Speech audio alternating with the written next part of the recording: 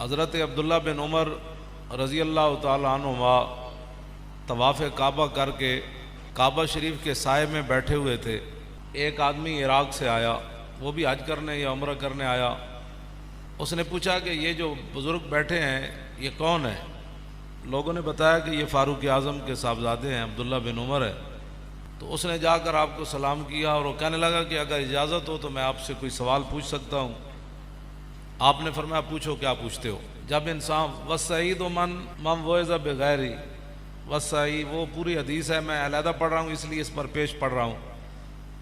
نبی علیہ السلام نے فرمایا کہ خوش بخت وہ ہوتا ہے جو دوسرے کو دیکھ کر نصیحت پکڑے، یہ نہیں کہ اس کو نصیحت کی جائے، وہ دوسرے کو دیکھ کر نصیحت پکڑے، توبہ توبہ، اچھا اس نے یہ کام کیا تو اس کو یہ سزا مل رہی ہے، اس نے یہ کام، توبہ توبہ، اچھا یہ اس حالت میں تھا تو اس حالت میں آ گیا، توبہ توبہ توبہ، اچھا یہ اتنا وہ آدمی ہے جو آج اس حالت میں پہنچ گیا۔ حضور نے فرمایا خوش بخت انسان وہ ہے کہ جس تقریریں سنیں کے بغیر ہی لوگوں کو دیکھ دیکھ کر نصیحت پکڑے۔ اور باقی حضور نے فرمایا وشکیو من شکی فی بطن امی، حضور نے فرمایا بدبخت جڑا نا وہ ماں دے پیٹ وچ بھی بدبخت ہی ہوندا۔ اے نہیں کہ باہر آ کے وہ بدبخت بنتا ہے تو وہ پھر لوگوں دیا مجلساں سن کے، تو حضور نے فرمایا نہیں، ماں دے پیٹ وچ ہی بندہ بدبخت ہوندا ہے۔ اب عبداللہ بن عمر سامنے، اللہ کا گھر سامنے، مقام ابراہیم سامنے، صفا اور مروہ ادھر موجود، مسجد حرام موجود، تو وہ عراق سے آیا ہوا حاجی وہ عبداللہ بن عمر سے پوچھتا ہے کہ میں آپ سے ایک سوال کر سکتا ہوں؟ بات میں یہ کرنے لگا ہوں کہ جنہوں نے بڑوں کے خلاف باتیں کرنی ہوتی ہیں وہ کعبے کو بھی نہیں دیکھتے، عبداللہ بن عمر کو بھی نہیں دیکھتے، مقام ابراہیم کو بھی نہیں دیکھتے، اور حتیم کو بھی نہیں دیکھتے، صفا اور مروہ کو بھی نہیں دیکھتے۔ وہ کہنے لگا کہ میں آپ سے ایک سوال کرنے لگا ہوں تو آپ مجھے اس کا جواب دیں۔ فرمایا بتاؤ۔ وہ کہنے لگا کہ مجھے یہ بتاؤ کہ عثمان غنی میدان بدر میں گئے تھے، عثمان غنی کا دشمن تھا، آپ نے فرمایا نہیں گئے تھے۔ اس نے کہا دوسرا سوال یہ ہے کہ میدان احد میں جو صحابہ پیچھے ہٹے تھے، جب یکدم حملہ ہوا، وہ ٹیلہ حضرت سعید بن جبیر کی قیادت میں جو حضور نے 50 صحابہ مقرر کیے تھے، جب انہوں نے وہ ٹیلہ چھوڑ دیا تو پھر ٹیلے کے پیچھے کی طرف سے آ کر 3000 مشرکین نے دوبارہ حملہ کر دیا۔ تو کہا اس جو اچانک حملہ ہوا تھا میدان احد میں، پیچھے جو صحابہ ہٹے تھے ان میں عثمان غنی تھے؟ آپ نے فرمایا ہاں تھے۔ پھر اس نے پوچھا کہ حدیبیہ کے مقام پر عثمان غنی نے حضور کے ہاتھ پر بیعت کی؟ آپ نے فرمایا ان نے حضور کے ہاتھ پر بیعت نہیں کی۔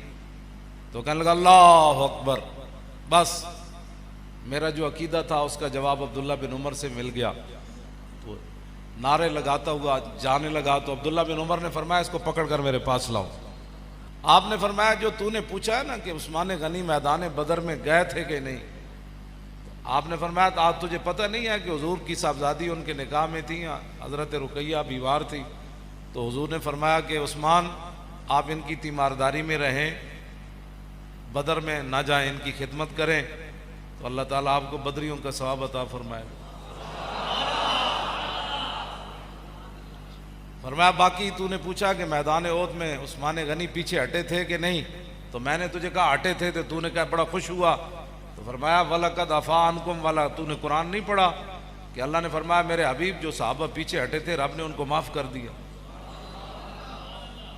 تیسری بار جو تو نے پوچھی ہے کہ عثمان غنی حدیبیہ کے مقام پر تھے کہ نہیں، فرمایا 1400 صحابہ میں سے سب سے زیادہ حضور کو محبوب ہی وہی تھے، اور سب سے زیادہ ان کی پاور کی وجہ سے حضور نے ان کو سفیر بنا کر بھیجا تھا کہ پورے مکے میں ان کے رشتہ دار موجود تھے، کسی کی جرت نہیں تھی ان کی طرف کوئی ہاتھ بڑھاتا۔ تو تجھے پتہ نہیں ہے کہ حضور کے وہ محبوب تھے، اور حضور نے فرمایا تھا کہ عثمان اللہ کا بھی کام کرنے گیا ہے اور اس کے رسول کا کام کرنے گیا ہے۔ جب آپ نے تینوں باتوں کا جواب دیا تو فرمایا فَاذْهَبْ بِنَا الْآن، فرمایا ہن نعرہ لان۔ تو بات اتنی ہے کہ جن لوگوں نے باتیں کرنی ہوتی ہیں وہ کعبے کے سامنے بھی باتیں کر دیتے ہیں اور ان کے بارے میں باتیں کر دیتے ہیں جن کے بارے میں حضور نے فرمایا کہ یا اللہ عثمان بڑا حیا والا ہے. قیامت کے دن ہر بندے کو رب کے سامنے ایک بار پیش ہونا پڑے گا. وَإِن مِّنكُمْ إِلَّا وَارِدُهَا، یہ قرآن کی نص ہے. ہاں جی، ہر بندے کو ایک بار رب کے سامنے پیش ہونا پڑے گا بغیر ترجمان کے. درمیان میں ترجمان نہیں ہوگا، اپنے کرتوتوں کا جواب دینا ہوگا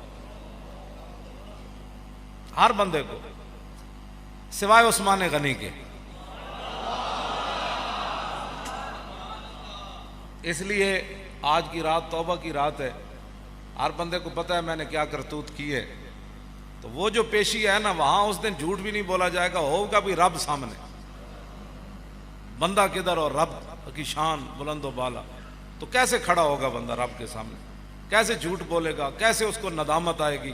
کیسے اپنے کرتوت اس کو ایک کر کے یاد آئیں گے؟ تو آج موقع ہے کہ سب گناہوں کی معافی مانگیں، سب گناہوں سے توبہ کریں.